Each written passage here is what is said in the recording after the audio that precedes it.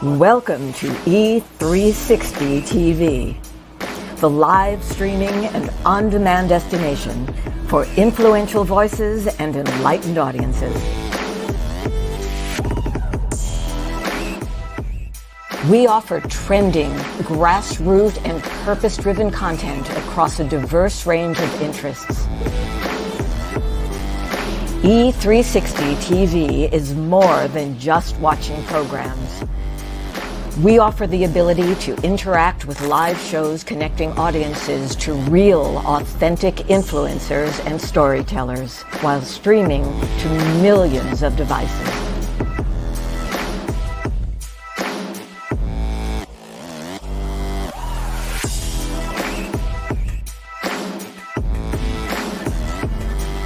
Real experiences. Raw conversation. One destination for it all. E360 TV.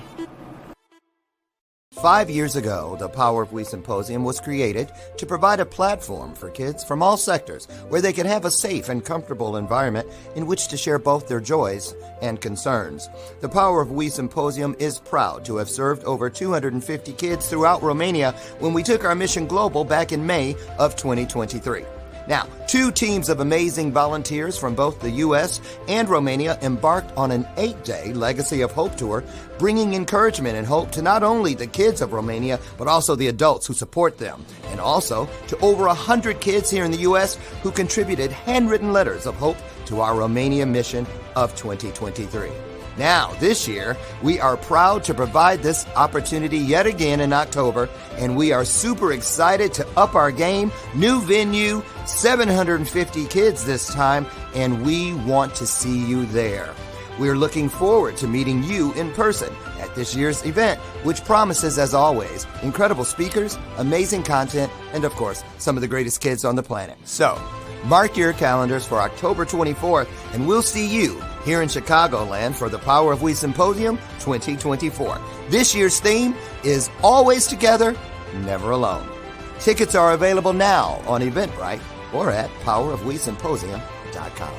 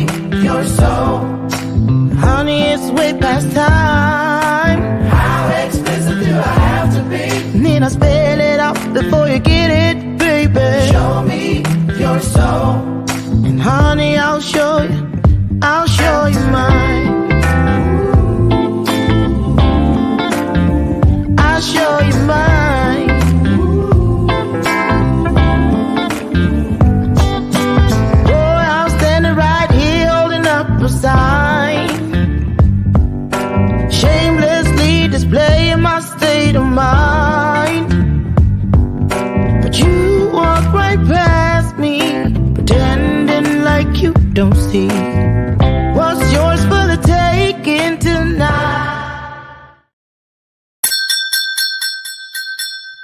Wednesday. So I'm fully awake.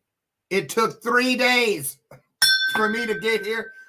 Lord, let me tell you. But I'm so excited. It's Wednesday hump day. Welcome. How many was that? 7. Works for me.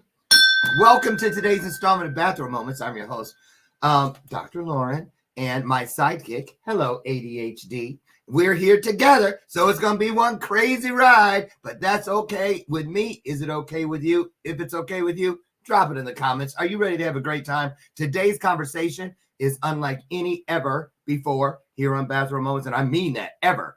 This is the 8th year, 50 weeks per year, not 7 days a week. I almost lied. Or was that a senior moment? Either way, it's not 7 days a week. 5 days a week, 50 weeks a year, sitting right here with you, and never have I had this conversation. Today's guest, Lord Jesus, why didn't I remember to ask her to remind me how to say this name again? Usually there's one or the other I can get right. The first, I'm going to blow both of these. I already know. I want to say UTE. I love that. Oh, I got thumbs up. Yay.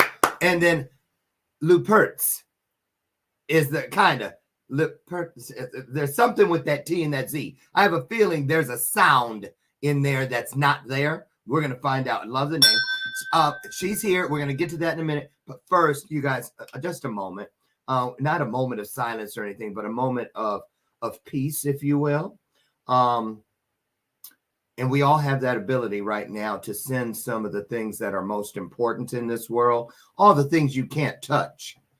You know, we spend so much of our time chasing after the things that at the end of the road we're going to be able to touch, but we can't take them with us. The things that we can take with us are the things that we can feel: peace, joy, love, inspiration. Those sorts of things. So those are not things, they're places. And they're underneath us, underneath our spirits, underneath our souls, underneath our feet, whenever we need them. And today, I want us to just send healing, just overall healing to the people in Maryland because of the bridge tragedy. I think this morning the count is 6 construction workers, their bodies are still missing. The families are having a fit because it's hard for them. They can't see under there. It's cold, blah, blah, blah. You know, all the things that... Just pray for them, you guys, and send some healing. Can you imagine? It's just this, boy, another reason for us to be grateful for the, you know, for everything. So can we do that? Thank you. There's the bell of purpose. It's been here all 8 years, and it is not a gimmick. It is an opportunity. It's my way of reminding us all that just like that bell, which has a ring to it, so does the truth. And we think I know truth. I know truth. If it were so easy, we wouldn't have those little statements. You wouldn't know the truth if it were to bite you in the... It's as plain as the nose on your... See what I mean? So that's why I ring the bell, okay, so that you don't miss it. So tune in when you hear the bell. And last, before we get our guest in here, we must say hello to my sidekick. She's my version of Ed McMahon. Hello, Lucy. Lucy McGillicuddy Ricardo in the house, y'all. Say hello to Lucy. Okay, so pets. Lucy and Ethel, our 2 cats, our fur babies here in this house, are really the first 2 pets that were really mine in all my life. Yeah, I mean, we had pets growing up, but they were my sisters. They weren't mine. Because, you know, I was pulled from the house when our mom died. I was at that age where I was going to be responsible enough, 10, 11, to get a pet, but I was in the system, and of course I couldn't have pets in foster care. So I never had any until I was 50 years old. And boy, I'm glad I didn't know what I was missing all that time. And so today's guest communicates with animals. Yeah, literally communicates with animals. And there's so many questions. Let's get her in here. And I have a little clip because there are animal communicators, and the clip I'm going to show you is a very prominent animal communicator in the world, just talking about what happens to the soul of our pets and whatnot. But the only person I've found, I'm sure there might be others, I don't know, she can tell us, but UTE actually works with Pet Hospice to be there to help that transition just like we have hospice for humans. I just love the work. I love, love, love the work. So let's get started. Put your hearts on the screen. It's our little way of saying welcome, welcome, welcome virtually. It's like a standing ovation. It's free. It's painless. Hit the hearts. Put them on the screen because I hear it coming down the hallway. Oh my God, is she wearing 6-inch heels? I love her even more.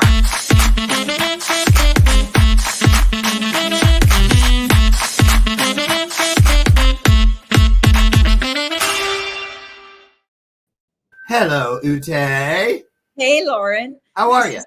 Oh, I'm great. I'm sitting here in the dark. It's early morning, and I'm so happy to be here. Same here. It's happy to have. I'm really excited about today's conversation.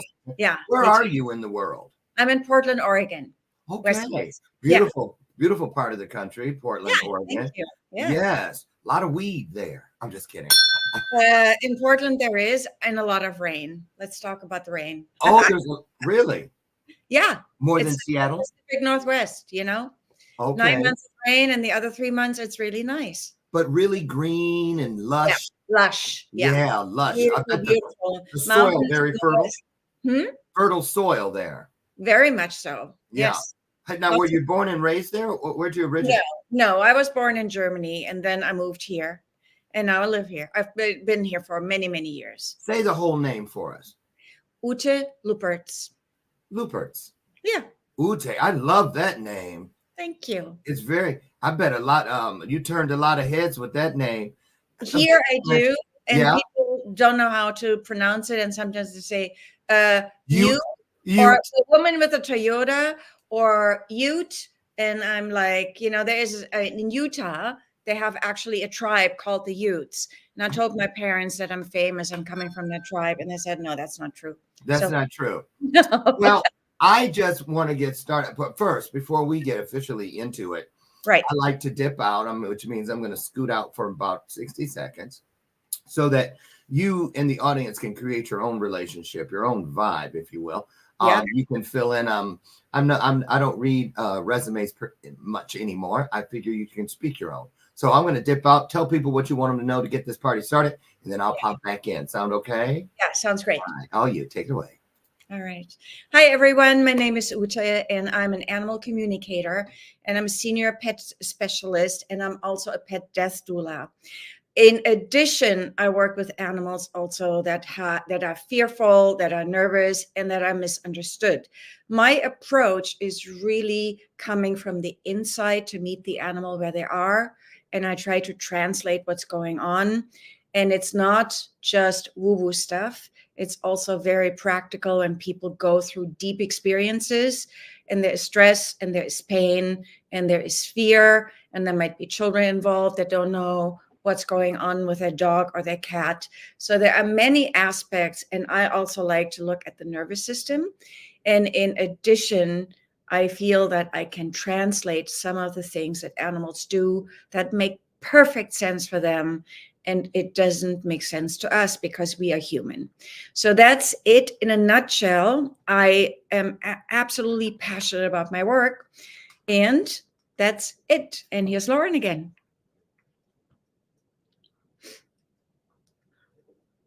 How did I get muted? You've done this before because that was just perfect. So look, let's get started.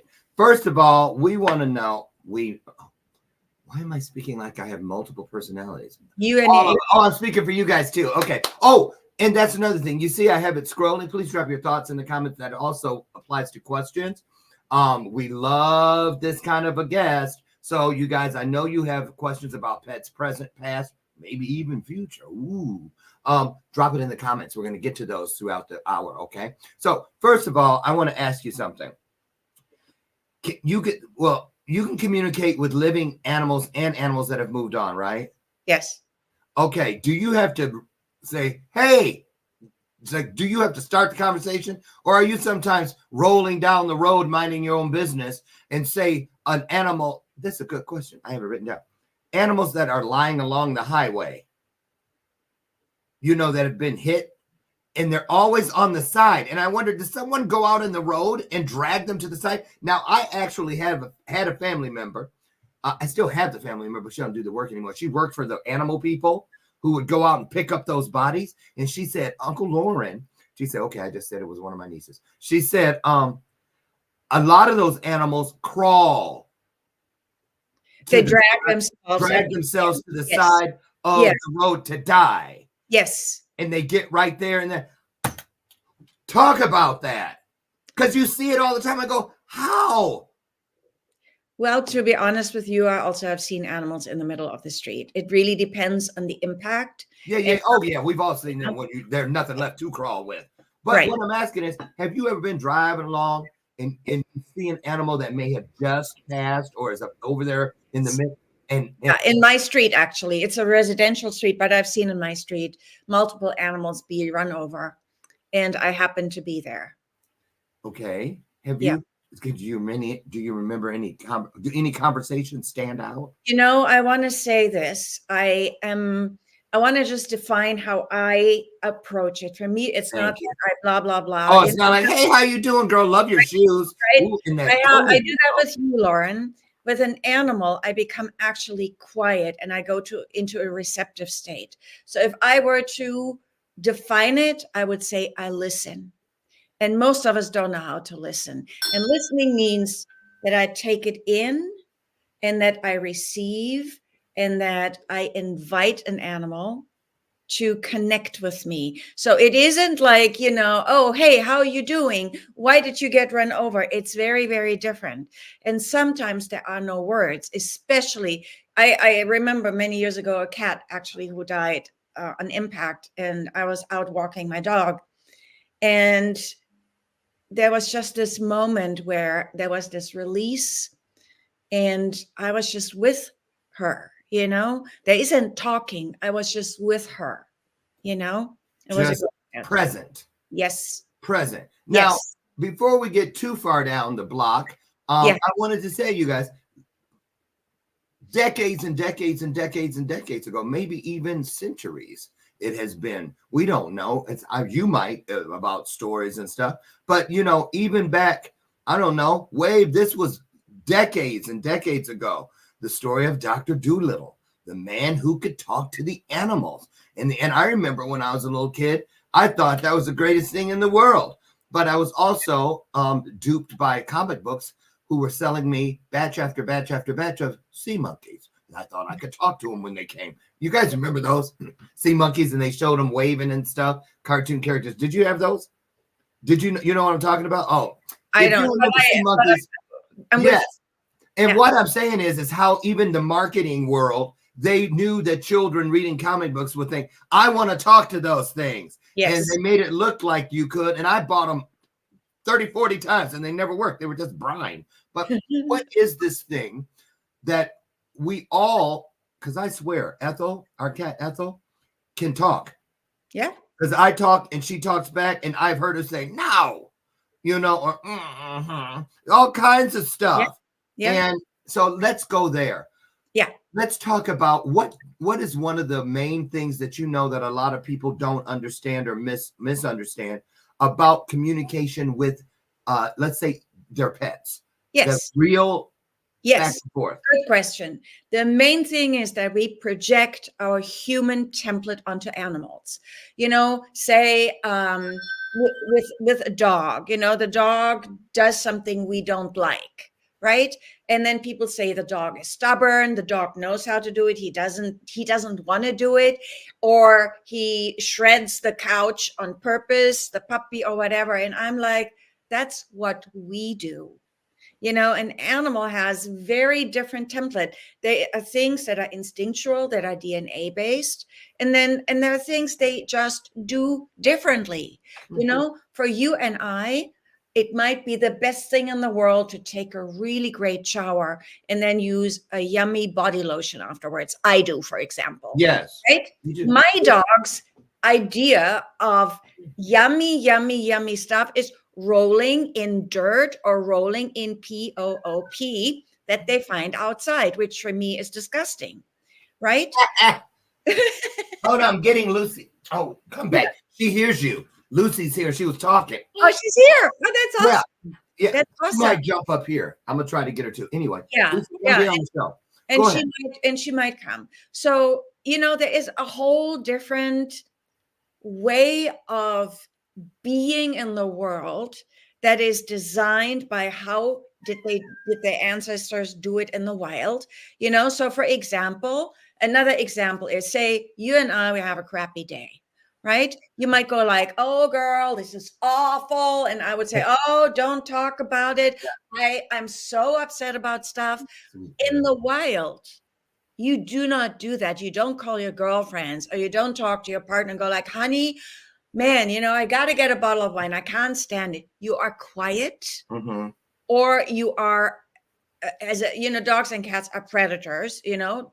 So, or you hunt, but you don't announce with a lot of symbols, hey, people, I'm here. Or, hey, I'm too weak to survive. Go get me, tiger. Right? So there's a whole different way of thinking. Right? You see who's here, right? Huh? Lucy's here. Let me just, I can't see I it. know. Put those glasses on. I saw you earlier. Say hi, Oh, Lucy. there she is. Hi. And Oh, she there has a little bitty voice. Yeah. Hi, Lucy. Say Yeah. hi, Lily. Hi, baby. Lucy, say hello. She loves to be on the show, but she hasn't jumped up there in probably a month. And but you know what just happened? Do you know what she was connecting with you? She was saying hello to you. She isn't that interested in me right now. Aw. It's just like, hey, Papa. Yeah. So we have her and her sister. That's Yes. Lucy and Ethel. Yes. From, you know, I Love Lucy. Right. Yeah. You told she's me. a redhead. Yeah. So let's talk about, like, for instance, I've always wondered about this. You see somebody that has a huge dog, and the huge dog, they put their 6-month-old baby down there, 8-month-old baby with the huge, but the dog is like, knows that it's just the dog knows this is our baby. They, you know what I mean? They're so good with children, mostly. Some are. Right. Yes. And so let's talk about personalities. Yes. Some people try to train an animal to be, you know, even cats and things. They know, they listen. Let's talk about the dominion piece. Like, you know what I mean? Where we are in relationship to the animals. Yeah. Are they here just to provide, let's say, for domesticated animals, food and work things, you know, plows and horses? They've been a big part of us growing as people. Right. But then when it comes to pets. Yeah. So let's talk about that. How did we learn which animals made good pets? And which, you know, I mean, some people try to have pets that should not be domesticated. So talk about that. Were some created for us to just love on and have a relationship with, while others were created for other means? The way I see it also over the course of history is there was a choice point for some animals, and they chose to domesticate themselves. Right? When you look at, I mean, there's a lot of research on dogs, you know, village dogs in some cultures. They are just in the village and they are eating leftovers and stuff like that. So they're not pets in every culture, right? Okay. My understanding is, you know, in Egypt, cats were worshipped as deities. And I kid you not, some cats remember that, you know, and not every cat. Some cats remember that, you know. So I feel that there has been a development where cats and dogs chose over time to domesticate themselves. Now, I think in terms of how we relate, dogs are more like us, I say. You can read facial expressions. You can train them. You can see when they're sad or when they're happy. You can do a lot of things to a dog. Like you can do a lot of things to horses too. With cats, you know, you serve your cats if you are really honest. Oh, yeah, they run everything.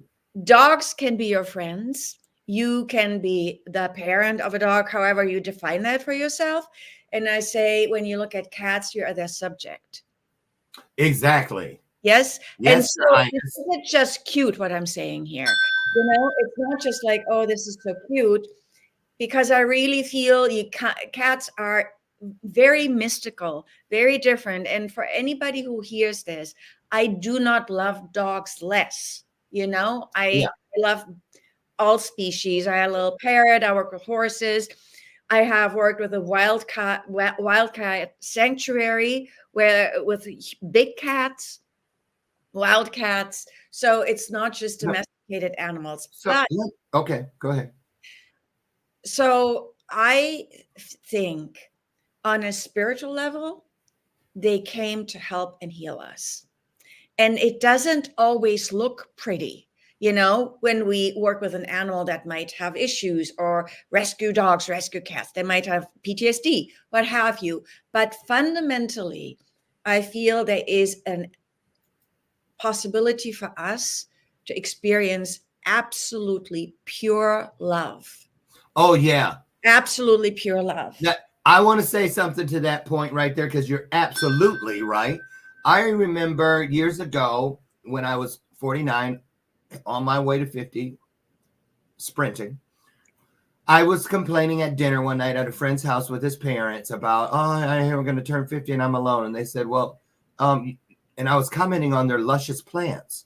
And they gave me clippings that night when I left, and said, grow these, love these, they will love you back. And then it will send you down the road to something else. What is next? And it did. I went from those plants, which are all three upstairs, and they're flourishing 10 years later. They're humongous, and they were just clippings. Led to Bowser the fish, which of course he passed on because they don't live that long. But Bowser the fish led me to getting Lucy and Ethel, which then led me to Brian, my husband. Seriously, because I didn't know I had the capacity until I loved them and they loved me back. It opened up a portal that I had disconnected because of my trauma and foster care, and I didn't believe anybody loved, don't love 100%. And don't allow yourself to be loved. Right. 100%. I get it. 100%. Exactly. Yeah. So what I want to ask you is this, and okay, because I've been dying to ask this question. Ethel, our other cat, she might come down.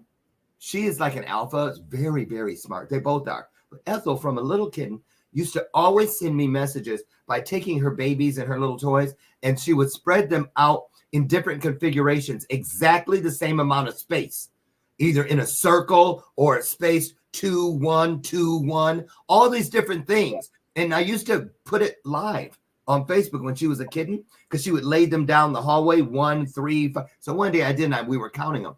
And then later that day, people started blowing my phone up. Ethel predicted the midday lotto numbers. Her configuration that day, 1, 3, 5, 9, or whatever. There wasn't 9 because they didn't have 1, 3, 5, 1, let's say, were the numbers. And of course, I know she didn't. But I was always curious about, it seems so purposeful when she lays them out. And Brian, my husband, says, honey, when she puts that stuff on the bed or at our feet, she's giving you a gift. Yeah. So let's talk about the communication outside of just their actions or voice. Right. They have many ways of communicating, right?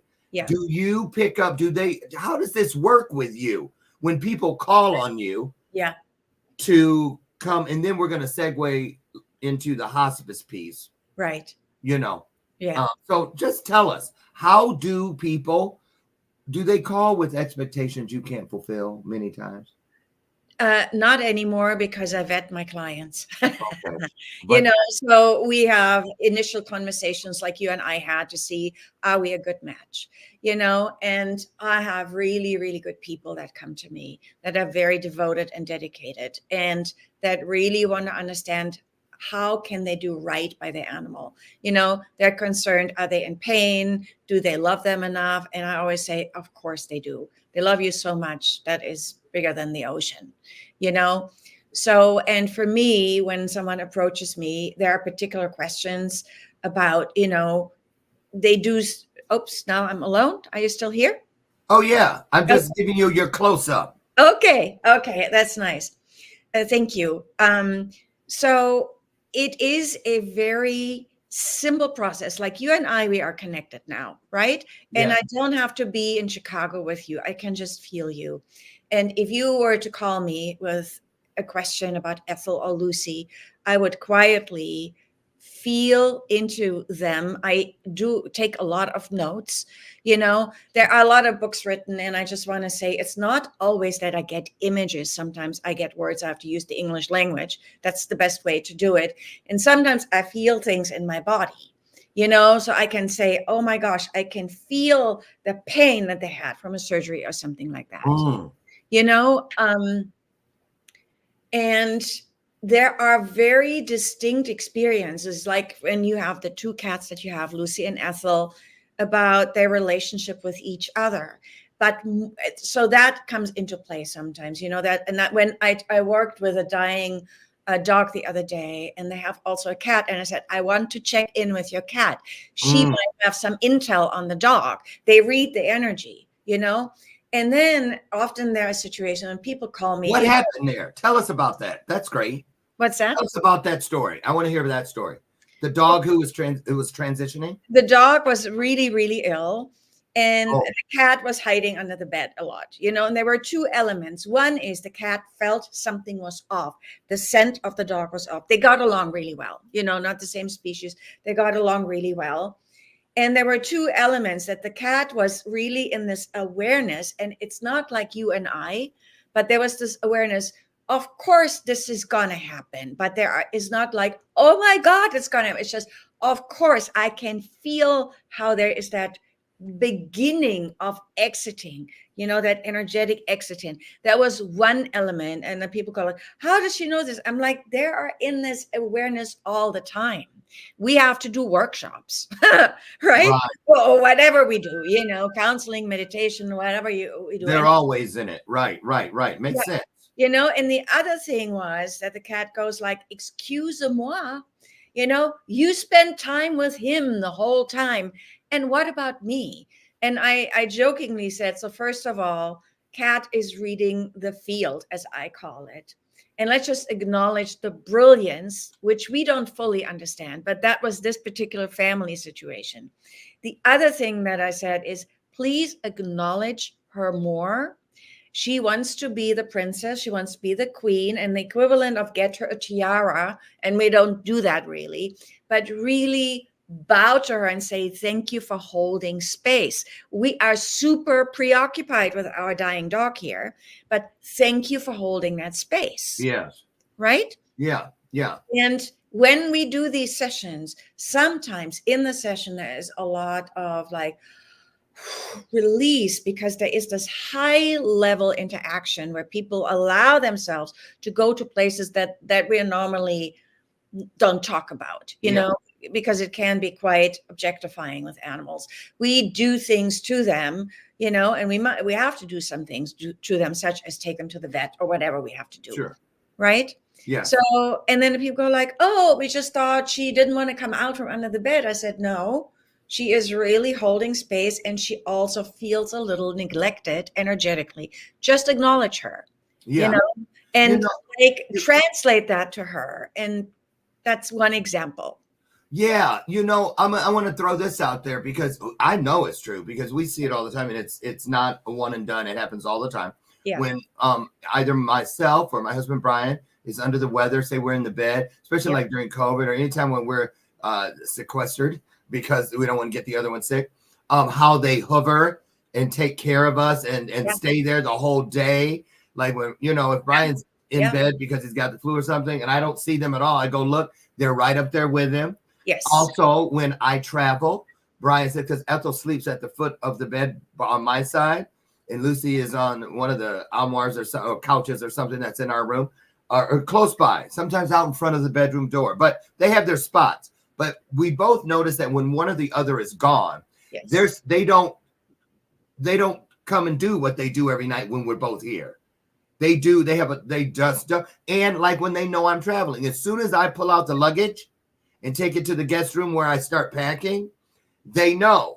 Yes. They know that I'm about to go somewhere. They get mad. And when we leave and the babysitter's here and we come back, they're standoffish, like, you're in the cat house. You're in the dog house. Don't speak to me right now. Yeah. All those behavioral things where they let you know. So let me ask you this.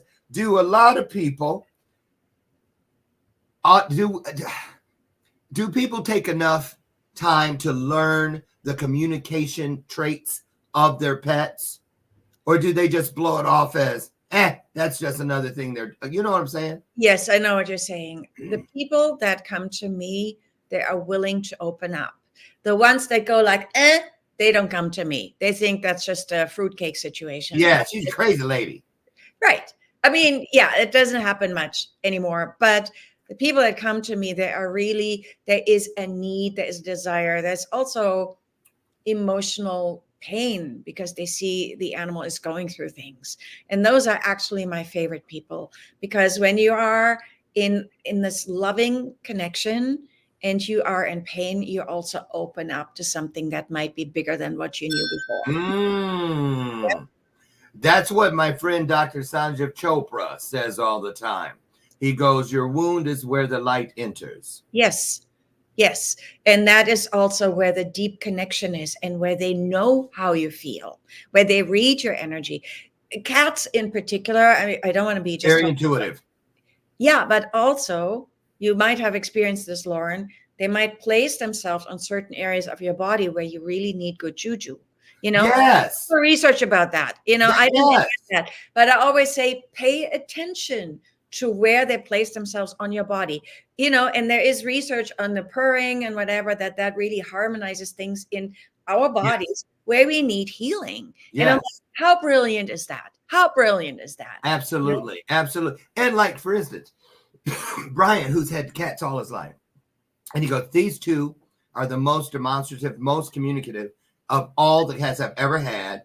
And like ours, when I first had them, before I was with Brian, I would go to work and I would turn on a TV in a back office, and I'd always put black and white shows on. Green Acres, Mr. Ed, because it was an animal. And they would sit there, the two of them. And they get on ends of the couches and they'll sit there and watch the shows with us. During the commercials, they'll get them, walk around, and then come back when the show starts. Like they know, and one time we watched the movie Babe about the pigs, and they sat at the end of the bed with me. I was sick. I was COVID. And they watched the whole 2 hours without moving. And then when it was over, they got them, went their own way, and their heads were going back, So that, now here's one I want to know. How do people know? Like, for instance, Brian will say, well, because I didn't know anything about cats, really. And about, like, they can see in the dark. Okay, we know that. But then I asked him, I said, do you think they see colors? He goes, no. Cats see in black and white. How do we know? Did they tell us? No. Well, how do we know? I think there were some researchers that had worked with that. And honestly, I don't care about that part.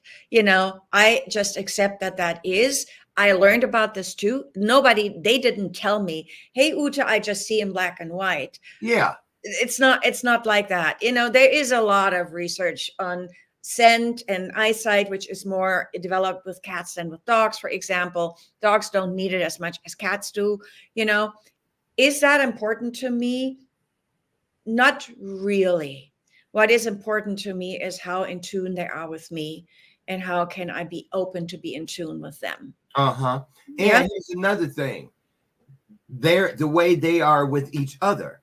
Now, how do I know this? We have a deck, right? And it's our sanctuary back there. The birds come, all the animals come. They love that juju back there, all of them. So we've named our regulars. Chip the chipmunk, George the squirrel, and they come up. I'll open the slider, the screen doors there, and Ethel and Lucy will be sitting there, and they sit right there. Right, only thing between them is the door, talking and looking and putting their paw up on there, and I'm like, they know each other. Yes, they do. We have two scenarios there. One of my cats, at some point I had 3, and they all had different stories, and I made up stories about them too, but that's a different thing. One of my cats, he was a hunter. He was having dinner outside. He came from the streets. He was a gang member, as I say, and he was, patrolling the hood and making sure nobody else came into my yard and whatnot. And my current kitty, her name is Esme.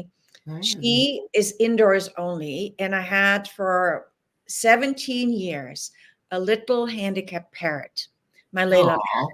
Yeah. And Layla, because she was crippled, I designed an entire sanctuary room for her with a jungle where she could climb and destroy things. She could do everything that a parrot would do in the wild, but she couldn't fly. And in my house, I had a screen door for Layla. And she was this tiny, teeny, but mighty, And, and Esme is fascinated when she sees birds, like most cats are. These two, I kid you not, I have photos to prove it. These two met every morning. Esme sits on one side of the screen and Layla stands on the other side and goes like, "What's up, girl? What's up?" Little beak. And Layla was very aware that she could do things, that she had power, like this thing, and these two, they would have a morning session every day. And Esme sometimes tried to claw a little bit at the door, but more like, "I want to get to you. I want to get to you." And I said, "Esme, that's not going to happen. Your claws are as big as my bird. We are not going to do that." But there was a connection. And I feel that in my house, the animals that find me, or, that knock on the door and ask, "Is there a room in the inn?" There is a soul group that meets. There's no random there's nothing random about you meeting Brian. Do you need, I mean, you might want to know why. I think there's always something that bigger, right? There's nothing random that you have these two girls, the girl cats in your house. There is nothing random in my house. None of it is random. The lessons that I'm learning, none of that is random. Sometimes they're challenges. It's not all like, "Oh, we communicate and it's beautiful." It's like, what is going on here? Why do you do what you do? But it's not random. It's something that I call playground of higher learning. I love that. Let's talk about this. When people call on you for the hospice aspect, yeah. See, I automatically dropped to a whisper there. Yes. Because it's such a reverent space. Yeah. And so hard for so many people when they get the news, you need to put them down and this and the other, because now you have the decision. You can choose when. How do people, I love that this is an alternative, or an option rather, than doing it alone, because it is so heartbreaking and hurtful. It really is a member of your family, like a person. Talk about how that works. Yeah. And can you do it from a distance with folks? Talk about the whole process. Yes. How it works, what you feel, what you tell the animal, all of that. Yes. So I had a session the other day with a little dog. His name is Scout, little poodle, and he has metastatic cancer in his lungs, right? And I've known this person for many years. She is a very experienced, she used to be pet sitter, right? So she has a lot of experience with animals. And she calls on me because she is emotionally too close to have a neutral stance on what's going on. And step number one is that we talk about what is she doing with Scout? What are the interventions that she is employing? What are remedies that she's using? And then, so I get kind of an idea, where are they at? Some animals don't see the vet in time. People don't interpret pain properly because they don't show it the way you and I might express it. Right? And then with Scout, I just tuned in, and he also has a cat in the house, Elliot. And with Scout, I just tuned in and felt, what does his body feel like? Where does he feel discomfort? And I have a way just to tune into that, because she said, "Oh, he is very normal still in terms of, his character and all the things that he usually does." Okay. Yes. And then she says, "And he gets finicky with food. Maybe there's something wrong with the food." And when I tuned in with him, I said, this is the beginning of a cancer display. A lot of people that have cancer and animals, they don't want to eat every day. They don't feel great, So I tune into that and I share that with a person. Some animals, they already have like what I call, they do a preview when they're really close. And she, the Scouts person also said, we don't want him to suffer too much, this, that, and the other. And I said, I understand that. My stance is this: most domesticated animals get euthanized at some point, and some die naturally. The biggest thing that I want to share with people is connect with your animal in a way that they can choose. It's not all on us. Yes, we make the phone calls, right? They choose, and I tune in with the animal along the way. Where are you at? What do you need? What do you want your person to know? Some animals have very specific ideas about their legacy, and others don't. You know, how can we create a partnership? And when I say that, that doesn't mean an animal is human and tells you, I want a casket like this or that, like that. But they're often desires and wishes. And what the biggest mystery is, that they are very concerned about us. They know when we are grieving. And there's this thing out there where people think the program is out there. Don't show, be happy. Don't show that you're worried and that you're sad. And I'm calling this nonsense. Mm-hmm. Where I say, don't throw your emotions on them.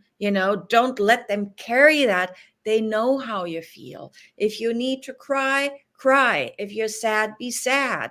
Connect with them energetically and say, I love you so much. It is so, so difficult for me. Is it okay if I share a story from a session that I did a while ago? Yes. And real quick before you go into that story, because I don't want to forget this. Yeah. You purposely keep referring to the pet's person, and you're not saying owner. Yes. Do you want to? Yeah. You can come back to it if you want to go into the story, but let's hit that because I have a feeling that's important. Yeah, because for me, sometimes I feel like a parent, right? But I don't own them. Right. Like, there is no, I don't own them. Even if you purchased them, you don't own them. Right. No. Okay. They're living souls like you and I. They're just different. Living souls. Okay. So tell us the story. So the story is one. I have a lot of really great stories. A while ago, a woman called me and she had this ancient little dachshund, ancient.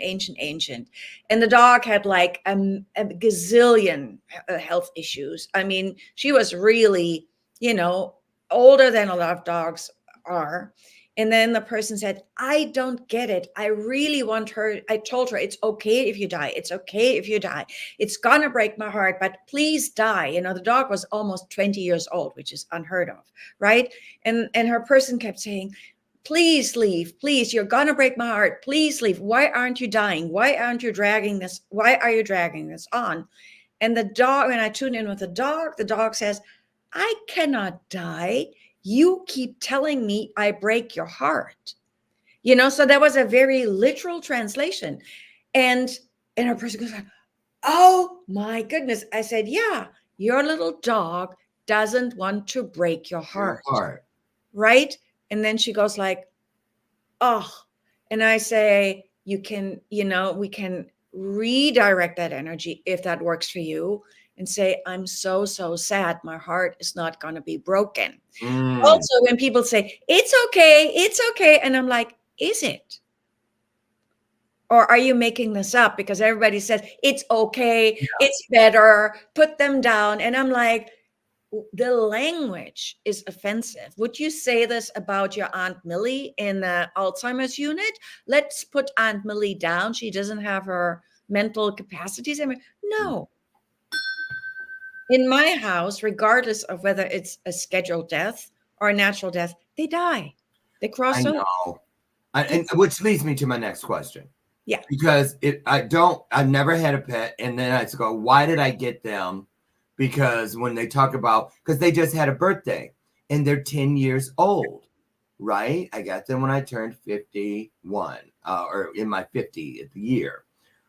And when you hear people say dog years, or cat years. Oh, that makes if they're 4, that means they're really. Yeah. Is that true that they're that? You know what I'm saying? Where'd that come from? It comes from somewhere. And I hate to disappoint whoever is hearing this. I don't care about it. What I care about is, can I be in tune with them? Can I walk with them? No matter where they're at in their journey. Yes. Right. Whether 10 years in cat years is these many years in human years, it's probably true. You know, what I know is sometimes animals die young, sometimes they die old, like people. Just like You people, know, they have their own journey. yes. The cat journey. That's Yes, and we animal can journey. accommodate certain things. You know, it's like two of my cats, they had better diet than a lot of people. And I thought, with how I tend to them, holistic this, holistic that, you know, pristine. I mean, I spent more money on their food than I spent on mine. And See? I loved every second. Wouldn't ever have it any other way. And I thought, with that lifestyle, they should turn 20 years old. Their journey was different. They only turned 15. Do I feel something is wrong with that? No. It is what it is. My job is to love them and to feel this deep, aching love that is so pure. We're You we're 5 minutes away. God, this hour flew by. know, It really did. I want to ask you this because we're gonna put together a 90-minute special to talk about this because it's just so fascinating. So I'll let you know about that after we get it set in stone. So there's that. But I want to ask you before we get out of here today, the soul. I'm not going to play the clip because you're here. But I had it ready just in case. The soul and messages from beyond for pets. That's a big deal. And people say they get them. You know, so talk about that. Is that possible? Do animals have souls? Absolutely. For me, when I do this work, there is no difference. It's like I'm on the psychic hotline, right? And sometimes it's even easier, you know, and I want to explain, say someone is super, super ill and at the end, the body is just toast and they just are it's just so painful. It's painful to die and right. And sometimes when they are free from their body, there is a clear line because they don't have to deal with the pain anymore, you know? And I've received amazing messages. I couldn't make this up. For the like what? What did they say? Like, I'm having a ball up here. I get treats all day, every day. It's actually, it's more like some are watching over us. They're like house spirits, you know. Aww. Others, they have different missions. You know, one of my dogs who almost was killed in a shelter because he was a pit bull. My soul dog, my dog Shiva.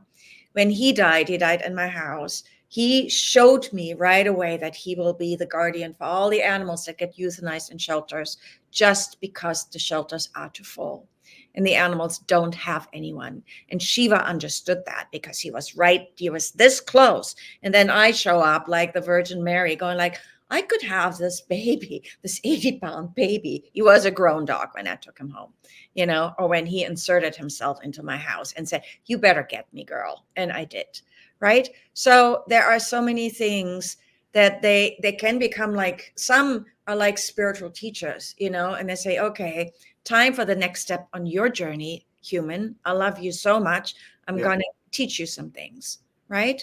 And that can look different for everybody.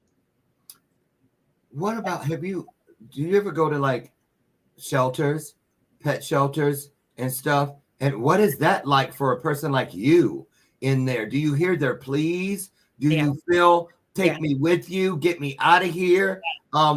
Will you love me? What? Oh my goodness. Yeah. Because I know when people go and they look, you want to take everything home with you. Yeah. So what is that experience like for you? Last question. For me, I feel this very deeply.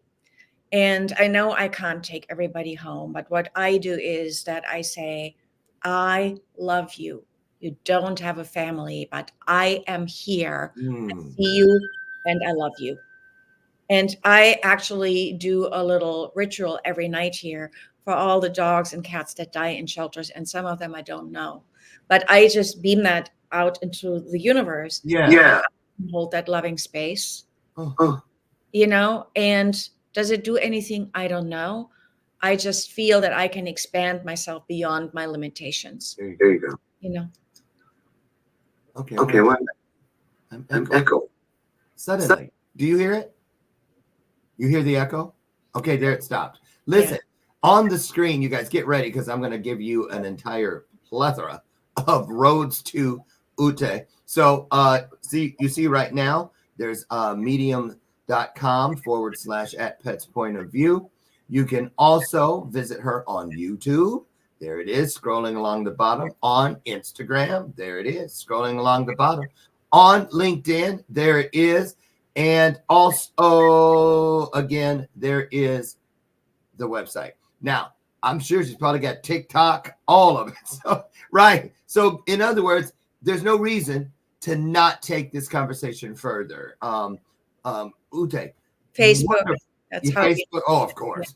And I forgot to put that link in there, but it's that's okay. We'll get it to him. We'll get it to him. Yeah. Listen, I'm looking forward to bringing you all this 90-minute special eventually, where we can even dig deeper and hear some stories from people, hopefully, that have worked with Ute and can really tell us about this thing of our pets and their souls and all that. I'm so intrigued. I hope you were. I hope you are.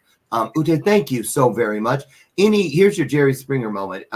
Any parting thoughts you want to give everybody before we get out of here, as far as their relationship with their pets? Yeah. Be grateful. Oh. Be grateful. It's a privilege and a gift that you get to share your life with them, and that you get to learn something that you didn't even know you would learn.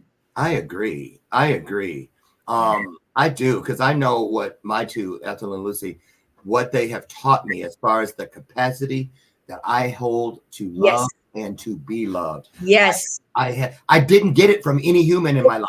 Yes. I felt betrayed and given away. Humans treated me worse as far as the love exchange than these two have.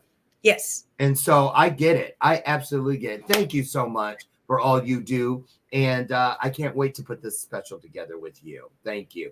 And Thank you. Yes, you're welcome. And for all of you out there, I wouldn't want to do this without you. I couldn't do it without you, even if I did want to.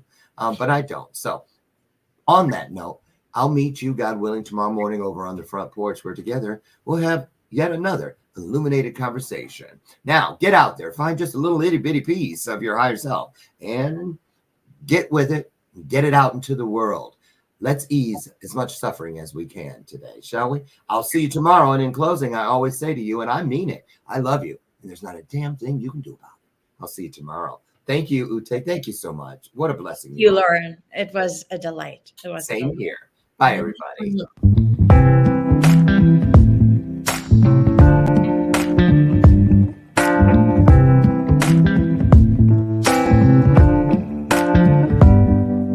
Show me your soul. Baby, I'll show you mine. Show me your soul. Honey, it's way past time. How expensive do I have to be? Need I spell it out before you get it, baby? Show me your soul. And honey, I'll show you.